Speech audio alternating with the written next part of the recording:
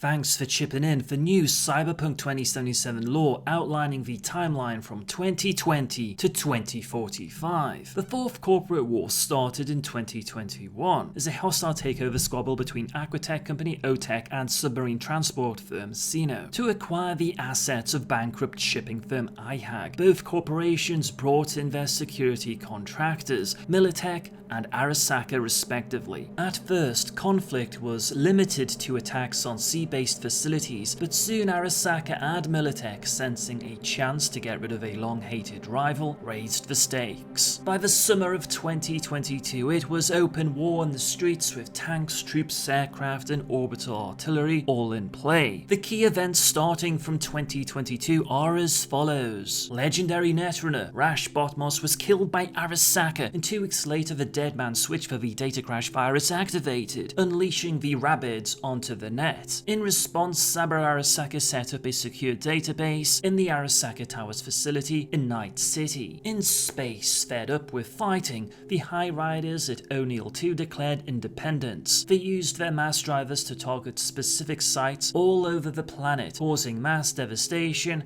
and loss of life. In 2023, the total breakdown of international trade occurred. Supplies stored in shops and sites sit in docks or depots worldwide were unable to reach stores, factories or suppliers. Many of these smaller megacorps fell into financial ruin and collapsed. Morgan Blackhand and Johnny Silverhand led a Militech strike team to destroy the secure database in the Arasaka Tower Night City facility. If you want an in-depth look on what happens during this raid, then please check out the Johnny Silverhand lore video. During the assault, an area denial nuclear device is detonated, which destroys much of central Night City. Over 500,000 people are killed, another 250,000 die in the resulting aftermath. To end the fighting, US President Elizabeth Kress nationalized Militech under the command of the US Joint Military Command, and the EU government followed suit on both sides throughout the European Union. The time of the raid officially began as atmospheric particles from a nuclear blast in Night City, debris from orbital weapons, annihilation of cities and agricultural areas created a red tint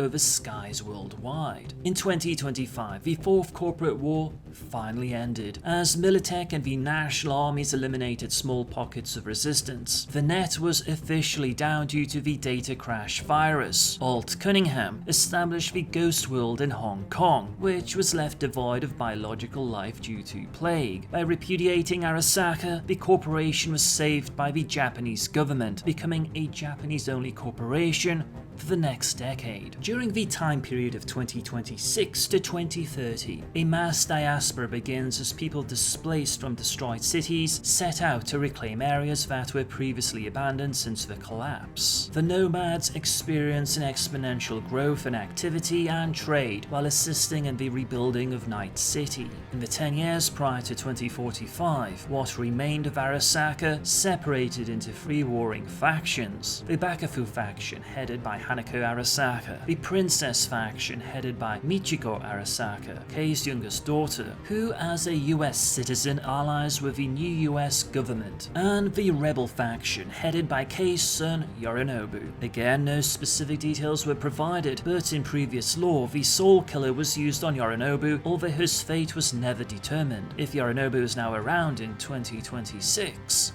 it begs the question how he was restored. Once you found the ghost or engram, what do you do with it, as presumably the original body was dead? The United States was now considered to be a functional dictatorship under President Elizabeth Kress. During the period of 2030 to 2035, the resettlement of suburban Night City began, as Night City Central is rebuilt. There are rumors that Johnny Silverhand's body was found in cold storage in a body bank and wreckage of old Night City. No one could substantiate the claim that a full-Borg samurai fan recovered Silverhand's body from the rubble of Arasaka Tower. The 10 years prior to 2045 saw the first wave of city start reclamation under support from local governments and remaining corporations. It is during this time that rumors of the return of legendary solo Morgan Blackhand began spreading. However, just like Johnny Silverhand, no evidence was provided. Netwatch finally gave up attempting to beat the Rabbids residing in the old nets, so shut it down. Netrunners still attempt to enter, but none have come back alive. And thus, that brings the lore to the present day of 2045, 32 years before the events of 2077 and the story. As predicted, the Cyberpunk Red Jumpstart kit provided a myriad of hints without revealing any significant insights into the narrative of 2077. This was intentional. Personally, I think the Arasaka warring factions are noteworthy because it was initially difficult to understand how Arasaka as a corporation were back in the Night City of 2077, and given they originally faced war crimes. It was later revealed by Trace Santiago that Night City found out it was Militech who had detonated the nuke and not Arasaka. Thus, Night City realigned itself with Arasaka. Arasaka were always viewed as the bad guys, but if one thinks about it carefully, Militech were the ones who killed over 750,000 people. While the rumors of Johnny Silverhand and Morgan Blackhand currently do not reveal any information, in contrast, the omission of what happened to Saburo Arasaka could be deemed noteworthy. Rather than confirm his death, he was not mentioned. In previous lore, Saburo was executed. However, these events happened in V3, which is no longer considered canon to the 2077 timeline. Hey Samurai, are you interested in more Cyberpunk 2077 content? Then consider subscribing. Thank you